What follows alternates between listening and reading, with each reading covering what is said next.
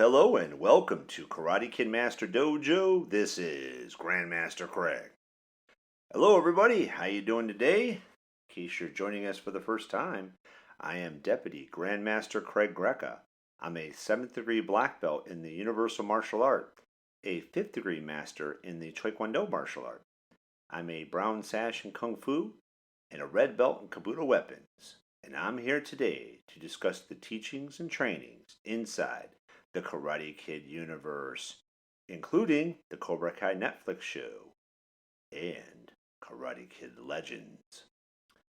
So anyways, a little background today on the Cobra Kai and Karate Kid shows. Mostly the bonsai trees that Mr. Miyagi did in the Karate Kid movies, and also a little bit by Daniel in the Cobra Kai series, is an example of doing something artistic as a martial artist. Mr. Miyagi did it and passed it on to Daniel as a form of artistic expression. So our topic today is martial art artist. Okay, a little personal history on this. My grandfather, on my mother's side, was a watercolor artist and also acrylic as well. He was also left-handed, which a lot of people speculate that left-handed people are in the right brain and often tend to be artistic. It's not all the time, but a lot of times it's true. And I'm also left-handed, and he inspired me to be an artist and nurtured that side of me when I was younger. Also, too, my daughter, Gabrielle, is also an artist as well, and also left-handed. So we have another left-handed child.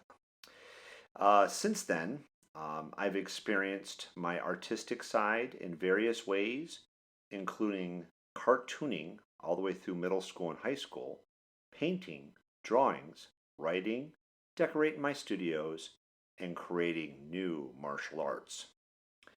So that's how I express myself in an artistic way. Sometimes I think that I should go back to the paper and pen a little bit, just for nostalgic sake, and also to see what I can create. I guess one of the dissuading factors is that things are so much easier on a computer now rather than doing it by paper and pen. But anyways, for our topic of martial art artist, our work task first is exploring your creative side as a martial artist. So in history, monks and samurai were encouraged to take up something creative in addition to being a warrior and defender. Okay, sometimes they call that passive too, because it wasn't something that was aimed towards the battle arts. Now, sometimes that would be calligraphy or gardening, which is why some Japanese gardens were so precise in design, and monks were so good at duplicating books like Bibles and other important documents. Okay, including a lot of monks. That was the way they did copy machines back then. That wasn't until the invention of the printing press that we were able to mass produce things on a more global scale. And nowadays, we don't even have that. But anyways, these passive arts help to balance out the warrior within, so that they are not just looking for battle all the time. Okay? Sometimes, instead of these passive arts would be in the art of healing. So they were really good at their first aid, and really good at healing the body through different ways. Stretching, active stretching, and eating healthy and topicals, ointments, in order to learn how to heal rather than always destroy.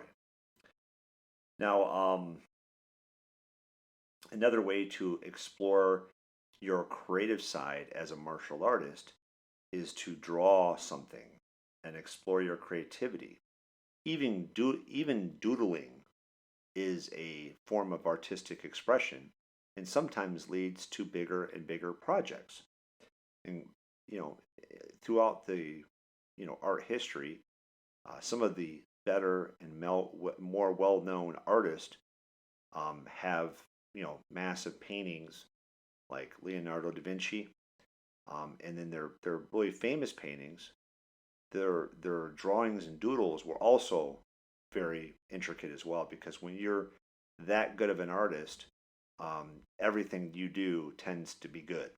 Okay, so even his doodles and sketches were also very, very good. You could also explore your creative side by painting something. Um, you could do creative writing. You could create something new, like a prototype for something. I have an idea, but I keep on seeing things that are similar to it. I'm like, oh, I invented two things, but both of them are very similar to other things, and you got to find something, extremely creative to really market it and sell it. Also, too, you could open yourself to thinking about the world around you for inspiration as you walk and dream. So, as you walk around your neighborhood or your city or your, you know, other cities, surrounding cities around you, even when you travel, look around for inspiration. I used to do that quite a bit when I was creative writing. I had a period of time where that's all I did was creative write. Sometimes I think that I should go back to that someday. So maybe I will. And then also too, to dream. So when you dream, as soon as you get up, have a pad of paper next to you, and you can write down the things that you dreamed about. Or you can sit down in meditation and really contemplate the things that you were dreaming about. Because sometimes they are signs, or help you to direct your life, or they're just a purely form of creative expression that you need to nurture. Now, a martial artist could also be do some specificity or specialty when it comes to their art. They can do martial art themed art, like maybe drawing a yin yang in different ways. I saw a cool one the other day that it was something that you could purchase online, and it was a yin yang, but it was two dragons, a black dragon and with a white eye, and then a white dragon with a black eye, and it looked kind of cool. It's like these two dragons are forming a yin yang, and that's something that somebody came up with. You can look for Chinese and Japanese architecture. In fact, I used to doodle quite a bit and draw pagodas and stuff like that when I was younger, and then start drawing bonsai trees and Asian looking trees that look like it, with different things. It was kind of fun when I was a kid. So you can focus on that, drawing Chinese and Japanese architecture, drawing different Asian symbols, like ones from the Korean or Chinese or Japanese writing. You could do bonsai or draw pictures of bonsais. You can also draw figures doing kicks or punches. Okay, so you can do things in different ways. One of the things in the early years of our martial art is I drew a lot of cartoons of different one. I used to draw some caricatures of some of our instructors and students, and then I used to also just draw generic ones in general, doing one doing side kick or like a roundhouse kick, or a punch or a jump kick or jump punch. I used to, you know, do some artwork like that, and then we used to use it for our newsletter that we published. And that back in the day, it was a paper newsletter that you handed to your students. It wasn't something that you just simply emailed to them. So you can use the martial art world for creative expression. Also, too, why I have you on the podcast, sometimes if you commit to something, it becomes true. For example, I'm having my daughter and her friend design eagle wings for the side of our building to put those eagle wings on as a selfie area. So people can go there and take their picture with the two eagle wings, and they can do kicks with it, crane kicks, anything they want, but have two selfie eagles wings on the side of our building here, so people can use it as a selfie area to take pictures whenever they come to visit the downtown Romulus. So that's something we're considering, and just have to get with them. Everybody's always busy, so it's hard to get anything done, of course, unless there's time and dedication that is placed on it. Sometimes money. You ever notice how that is? Once you're financially motivated, all of a sudden it becomes an important thing. We have a mural in downtown Romulus that was done, so once someone is commissioned and paid for something, they tend to finish it. Unfortunately, people don't just do things out of the goodness of their heart. Okay? But anyways, like I just edited a movie, and that's a form of artistic expression too. And that I did do out of the goodness of my heart. I spent about 30 hours editing it, and I did not get any payment for that whatsoever. So sometimes people do things for just the love of the art, not just martial art, but the love of art, because sometimes that's just a good thing to do, to put something out in the world. Now, the martial art practice. What could you do for martial art artist? Well, physical training, you can do artistic movements. Okay, sometimes using circular movements. For example, like in gymnastics, there is regular powerful gymnastics like you see in the Olympics. And then there's also, rhythmic gymnastics as well. And they do things differently. And some people really enjoy that a lot more, the artistic movement. Okay, and that's very similar to dance. It is an artistic expression in the physical form. So it's using your body as an artistic expression. People do it in dance. You can do it with martial arts too. You don't always have to just do a punch. You can do it in different ways to make it cool and to make it more artistic. Perfection in form and technique. I always talk to my students all the time about not doing mushy stuff, but to have clean techniques, extended techniques, showing your physical prowess, that you can use the full leg, and to sometimes even hold it up there so that you can show your strength and mastery over something. And that's perfection in form and technique. Our martial art focuses on efficiency, but to have direct lines of attack, and that also looks good too. So efficient but direct lines.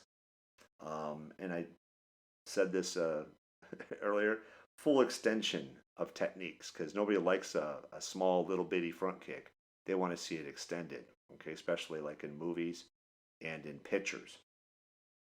Also, too, you can do things in special uniforms. In martial arts, you don't always have to be the standard uniform. You could also do more creative looking uniforms, different colors, for a team intensity or demonstration team. And you could also use music for a part of your performance. So not only is an artistic expression based on your physical form, but also too the music that you put into it. So it could look good as well. Now for your mental training. So besides the martial art practice, we have the mental training.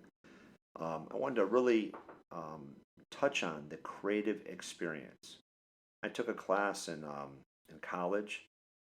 There's something called imaginative play, theater and play, and the human experience. was kind of a unique class, and the teacher was pretty good.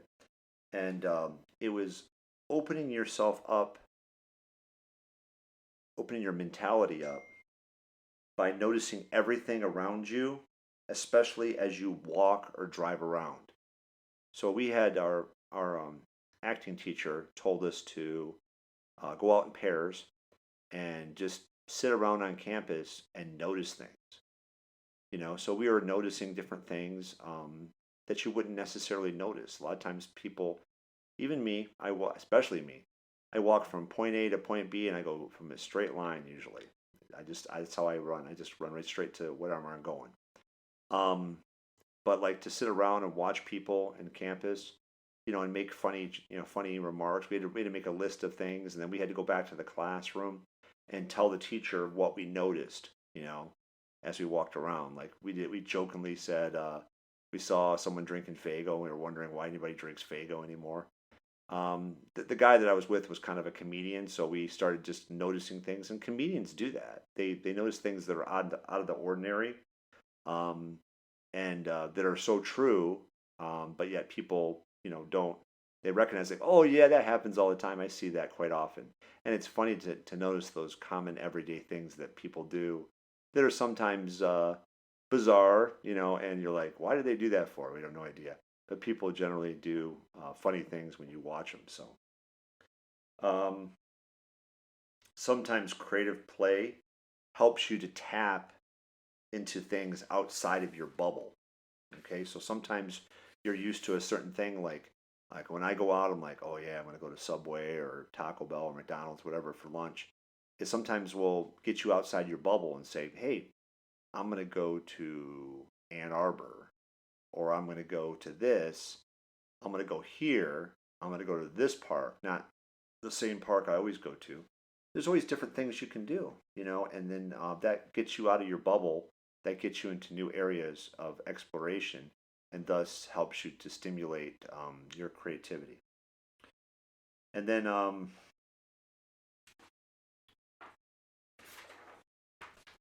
to wrap up things a little bit, that was was on another page, so my mental training was over, I guess. Um, to wrap things up a little bit, the secret phrase of the week is explore more than the fighting arts. Okay, so we teach the fighting arts at our studio. We teach universal martial art, Taekwondo. Um, we also teach Kung Fu and Kabuto weapons. And soon we'll be teaching meditative movement. So there's a lot of different ways you can use the fighting arts. But in this particular podcast, we're concerned about exploring more than just the fighting arts. Explore your creativity. Okay? The technique of the week is artistic expressions of your techniques. Okay, so take your martial art movements and do more artistic expression of them. You can even do your stretches from more of an artistic way. You just have to put that creative twist on it. Martial art philosophy tip of the week. Opening yourself up to the mental by noticing everything around you, especially as you walk or drive around. Let me give you an example of that real quick. When I was creative writing, I would look for names of my characters, names of cities, names of areas, and I would drive around to streets that had really creative names, like Elvenwood or Forest Lawn or um, Cedar Bluff or something like that. And I'd see different names like that, and I would, oh, that's a good last name for an elf or whatever. So it was fun. It was a fun practice that I would do just to get out of the house, and then I would land somewhere and then write a bunch when I got there, and I'd have like a pad of paper next to me, and that's all part of this creative expression. I'm trying to get you guys to really see this so that you can utilize its tools. And last but not least, the movie line of the week. Okay, another one from Couples Retreat. This is for my wife. Um, I had to open my soul to the animal spirits. Okay, so I thought it was very similar considering that we talking about opening yourself up for artistic expression. And in the movie, he had to open his soul to the animal spirits before he could figure out which animal spirit they are. So, hope you enjoy that. Also, too, I hope you enjoy our podcast. I'm hoping to get on here more to do more episodes. Um, so, remember that we're here every week learning martial arts through everyday work, thus creating life around you, increased productivity and creativity, and a better world. I hope that you enjoy the rest of your day and the rest of your week. This is Karate Kid Master Dojo. This is Grandmaster Craig. Have a great day. Bye-bye.